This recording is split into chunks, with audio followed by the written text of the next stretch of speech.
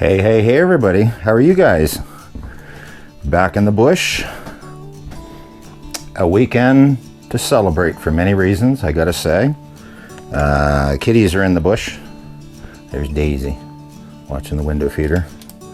She's here being Daisy. Fred is upstairs. I'm heading outside because I've got something I'm pretty proud of. I just did. So Cindy's out here doing Cindy things, getting a little bit of sun, enjoying the day, hanging out here with her. I've had a tree sitting here for 6 years that's been in the way. I've pondered over it for 6 years to cut it if it's going to hit the camp. I just said today I'm overthinking it. There it is. I missed, no problem at all. Did a good notch cut, left 1.5 inches for a hinge, and there it is. It didn't even touch the water tank. Perfect shot, right where I wanted it, so it never brushed the camp. It's been overhanging the camp since I built it, and all the limbs, as you can see, are all on one side here. There's not a limb on this other side. It was all on that side. So I was so afraid when I cut it, if she snapped, she was going to grate that one and go right into the camp, because it's only 10 feet away. But I left a good hinge in there, and then I actually wedged it, and it wouldn't even go with the wedge because it was a couple branches on the other tree here that were holding it just a tiny bit. So once I wedged it, though, I got a push pole, got up about 10 or 12 feet, gave her a couple shoves. First shove, you could hear it snap. Second shove, held it there, and then down she went. So it's a day to freaking rejoice here for me in the woods. And it's nice to be back, nice to have you guys back. I got the excavator all assembled, if you might have seen the video. We got the truck here, but I didn't bring it over this weekend because I had in mind I wanted to get this down. So now it's down. Life is better.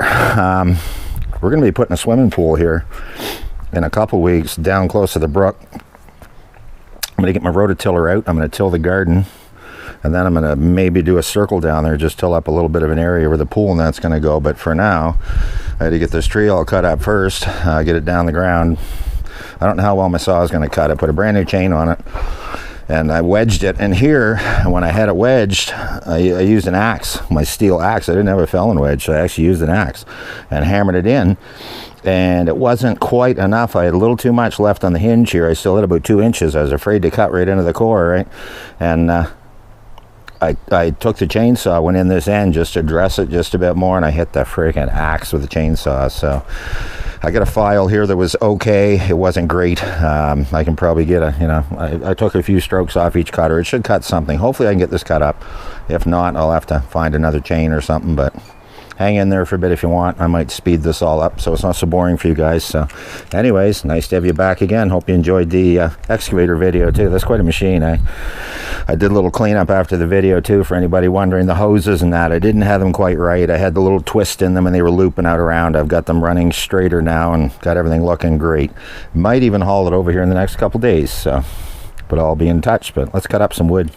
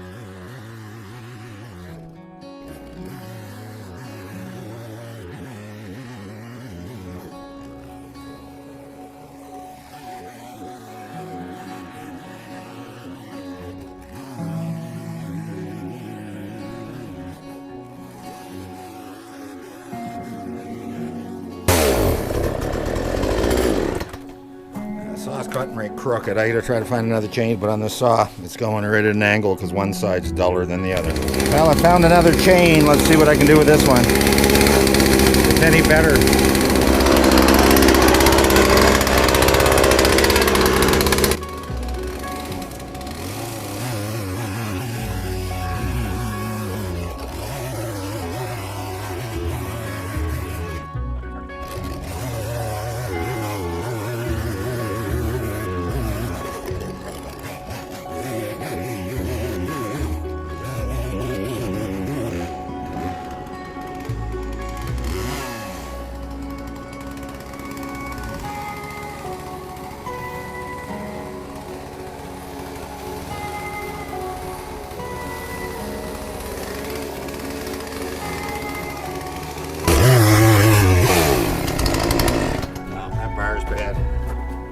My 18, it's got to be dressed on the bottom. It must be worn crooked. I'll put my 16 back on.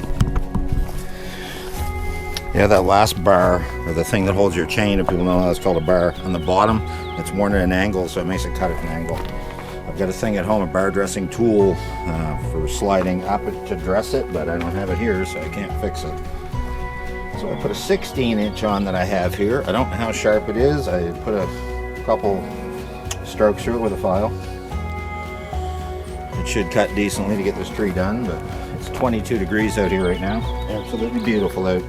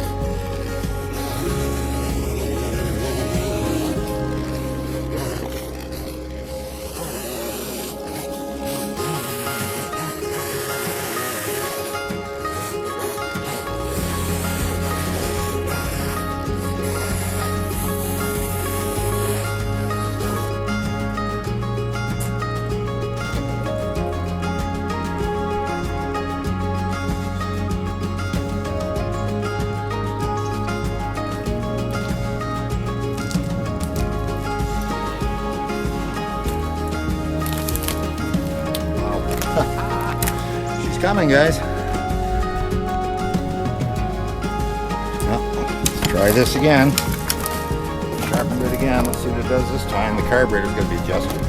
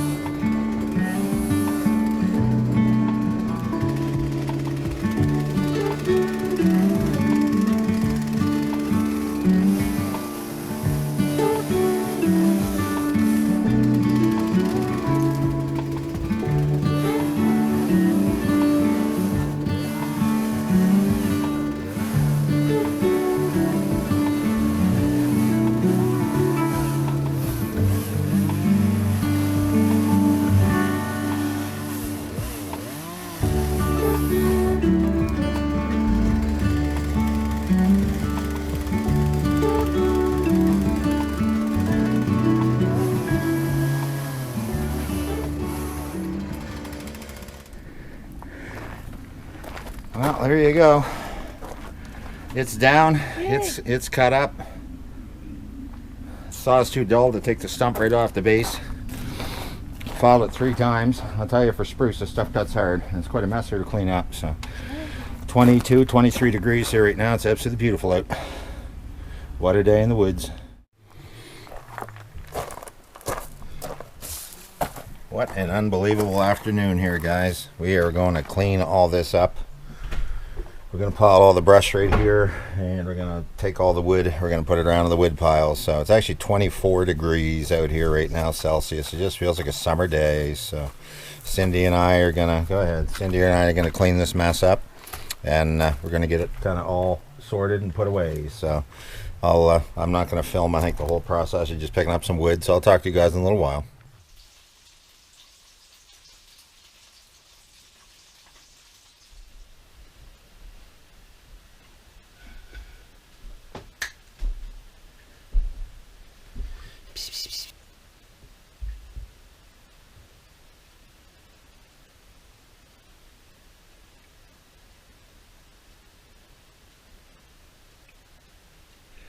Here we go. This is a little cart Cindy bought at Princess Autos. This have a nice little wagon she got there. Doing a lot of endorsing for those guys. Bought one of their excavators, and now we're showing their wagons. But anyway, this is a little cart Cindy bought. Go ahead. Oh, haul her over. it's great. It's supposed to haul 600 pounds, they say. Little poly dump cart. So it's a nice little unit for working around like this. And it's got inflatable tires, right? You buy those ones with a lot more wheels, forget it. Yeah, gorilla cart. Nice little cart. She did a little sun tanning earlier. Now she's helping me clean up. Look at that. We got her all done. So isn't that nice? Time to go in the house in a bit here and see what Fred and Daisy are doing. They're loving being back here too. And it is so nice out right now. It's hard to believe. I think it's almost 24 degrees out here still.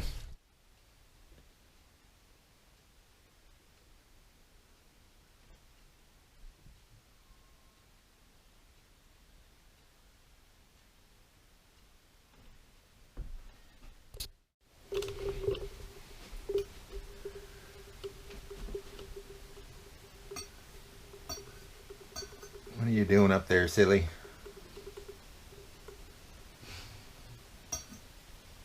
Living her best life. What an awesome day we had. It is still, we just finished our supper and all that, and it's still 20 degrees out here. What, 68 degrees Fahrenheit? And the best part right now, there's no flies yet. We were sitting in there last evening looking out through the window and over the brook over there and down there. When the sun was starting to go down, it looked like a snowstorm. There were so many, I think, mosquitoes, and there were swarms of them just flying over the brook and that. And we were outside working most of the day. Never got a fly bite, so they're not hungry yet. But man, those guys are close. The black flies will be out first, they should be, and then the mosquitoes, I guess, will be out after. So nice to get that tree down today. You wouldn't believe the relief. It's been stressing me out for a while. They were trying to get that down. I was going to do it, didn't want to do it, did want to do it, didn't. And the main reason I had to take it down is because it overhung the camp so bad that every time it rained, the needles would fall off at big time, and before the summer was over, it would plug my eaves trough right up with needles. So, and then before we put it up here last week there, I had to literally, Cindy went down and washed all the needles out in the brook. It was just plugged solid from last year. So I cured that problem right off the bat by getting rid of the trees. So, and again, I'm terrified that thing was going to hit the camp, but you know, a little bit of experience, a little bit of, you know, skill, I guess, and a whole lot of luck, and she come down exactly where I wanted to put it. So I didn't hit anything, didn't do any damage, and you know, I was always afraid that as soon as I cut it, it was going to go right towards the camp. But you notch it properly, or get a decent notch under it and that, and wedge the backside and give it a push. And once you get an object wants to go in motion, it wants to continue to go in motion in that direction, right? It's not going to go and then all of a sudden go sideways and hit the camp. So, and it wouldn't go until I pushed it. So I gave her a big shove with a push pole there, got her moving. So, hell of a day, hell of a day. Cynthia got some sun today. She's all happy. Yeah. She laid up, got a little bit of sun on her there. So I guess we're just going to kick back for a while and enjoy the evening. Again, it's so nice to be able to sit outside. It's just as warm. It's 20 degrees outside right now, 20 in the building. So, and not a fly around yet. By next weekend, the black flies will probably be unbearable. So not looking forward to that, but this is the time of year to really enjoy it before they get here. So anyway, I'll report back to you guys in a little while. We're just going to sit here and enjoy ourselves.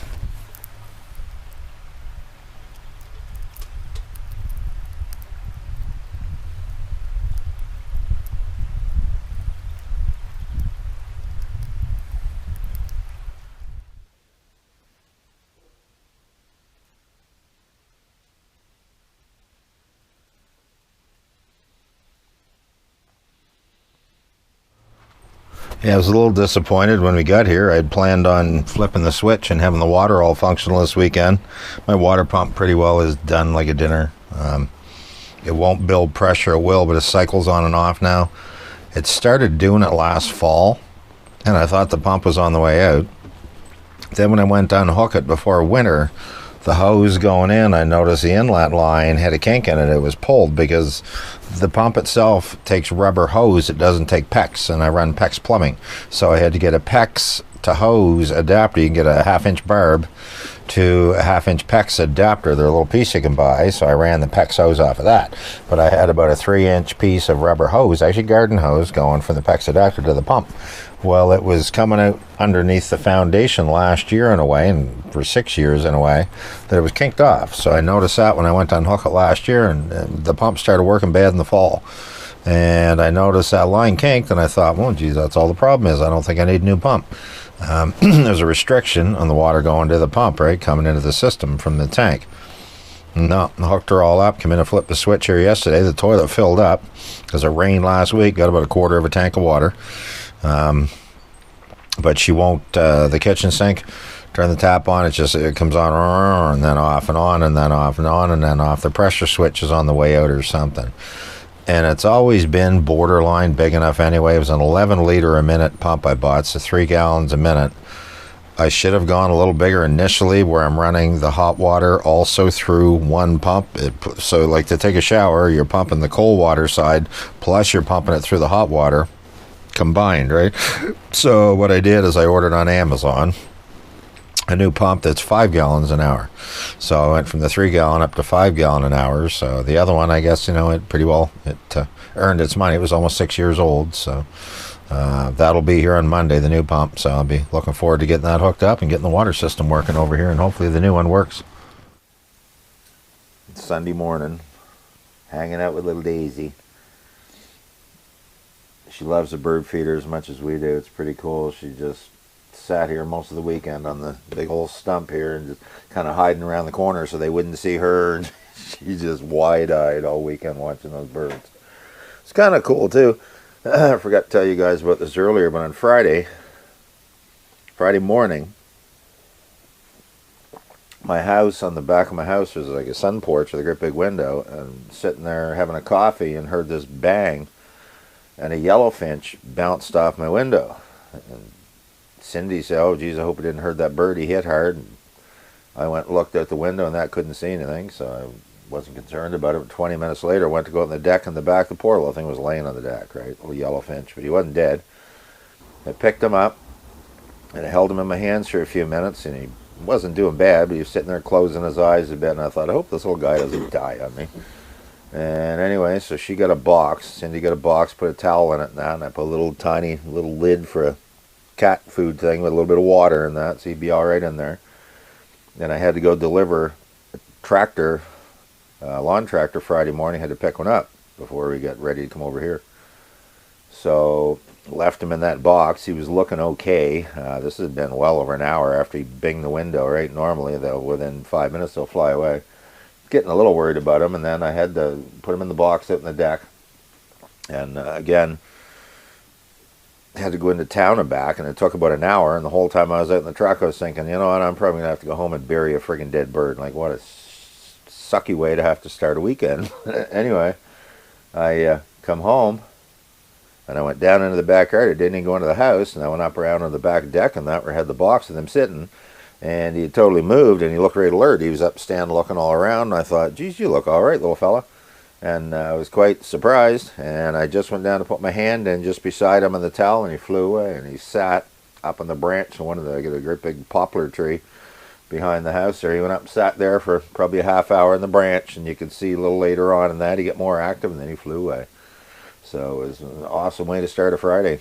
Awesome way to start a weekend. Kind of, kept them warm, and that poor little guy might not have survived. We had left him on the back deck out there because it was chilly out Friday morning.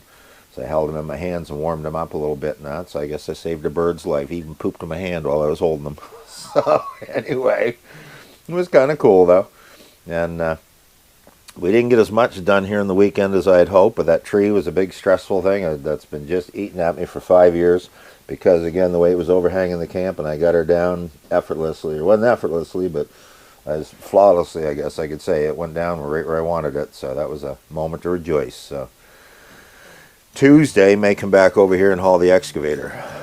Get it over here on Tuesday. It's Sunday right now, heading home, and it may come back over early Tuesday morning. Might even play with it, dig a couple holes or whatever. I don't know if I want to film or not when I first try it.